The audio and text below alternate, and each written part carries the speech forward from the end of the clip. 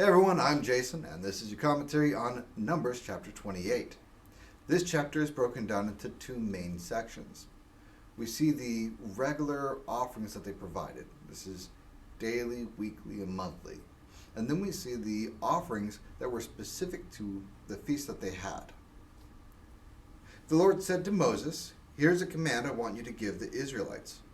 Tell them, make sure to present to me my food offerings. Do it at the appointed time. Their smell will please me. Tell them, here is the food offering you must present to the Lord. Present to him 2 lambs a year old. They must not have any flaws. Present them as a regular burnt offering each day. Offer 1 lamb in the morning. Offer the other when the sun goes down. Present a grain offering along with them. It must have 8 cups of the finest flour.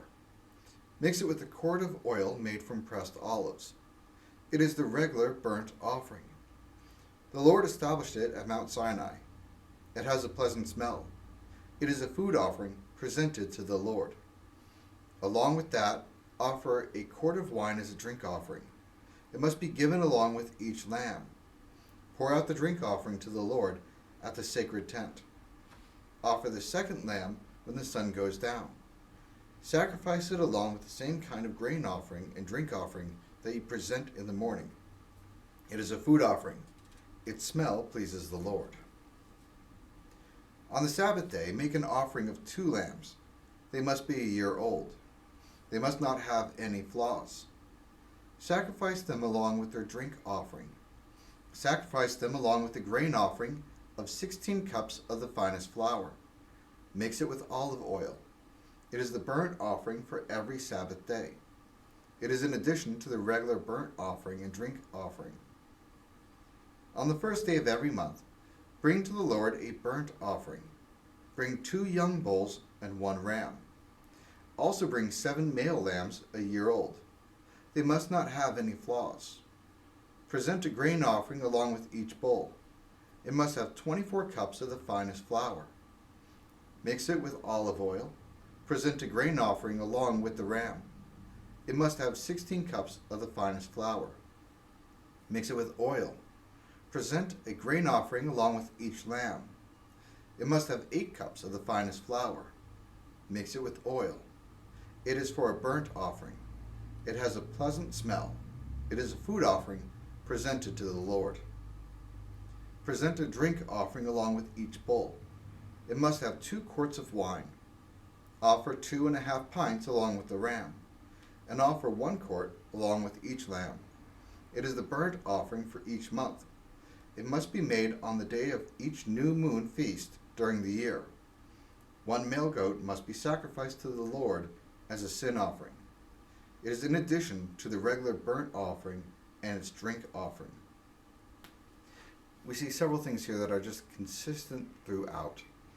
These offerings tie back to the previous ones in different books and different chapters where God was establishing how he wanted the sacrifices and the offerings to be performed in the Holy Tent area.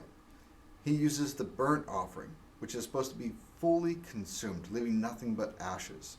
He has the poured out offering with the drink. He also has here a sin offering, which talks about the goat. The reason for the sin offering is for the Levites.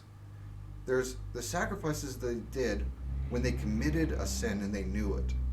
But there's also the sacrifices that they did when they didn't know what sin they committed, but just in case they did, they wanted to be sure that they were not coming before God with any sin, those that they were aware of and those that they weren't. The Lord's Passover feast must be held on the 14th day of the first month. On the 15th day of the month there must be a feast. For 7 days, eat bread made without yeast. On the first day, come together for a special service. Do not do any regular work. Present to the Lord a food offering.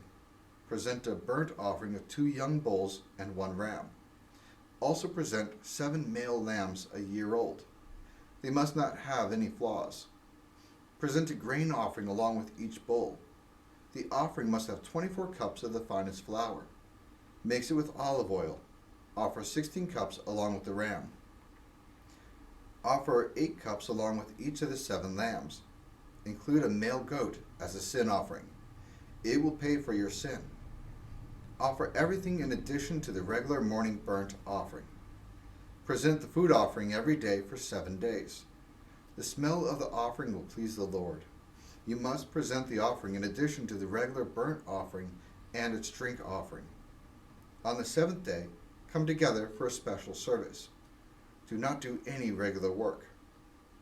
On the day you gather the first share of your crops, present to the Lord an offering of your first grain. Do it during the Feast of Weeks. Come together for a special service. Do not do any regular work. Sacrifice a burnt offering of 2 young bulls and 1 ram. Also sacrifice 7 male lambs a year old. The smell of the offering will please the Lord. Present a grain offering along with each bowl. It must have 24 cups of the finest flour. Mix it with olive oil. Offer 16 cups along with the ram. Offer 8 cups along with each of the 7 lambs. Include a male goat to pay for your sin. Present everything along with the drink offerings. Do it in addition to the regular burnt offering and its grain offering. Be sure the animals do not have any flaws. We see that there is consistency here. The same images pop up over and over again. None of the animals should have any flaws if they're to be used as part of the offering. We see the offering of the grain or the bread. We see the offering of the wine that's poured out as well. These images carry over into the New Testament as well. That we are to regularly, consistently come before God, bringing an offering. They have one with the goat, which pays for their sin, and that foreshadows to the sacrifice of Jesus. We have the one where he's to be without any sin, he's to be without any flaw in order to pay for our sin. And then out of that, we have the 2 images of the bread and the wine, which we still use in the church today, in our communion, in our Eucharist, whatever denomination you're in, we have this image that we hold on to. And it's to remind us of the sacrifice of Jesus and the offerings presented that allow us to come back to God. That's it for our commentary on Numbers chapter 28.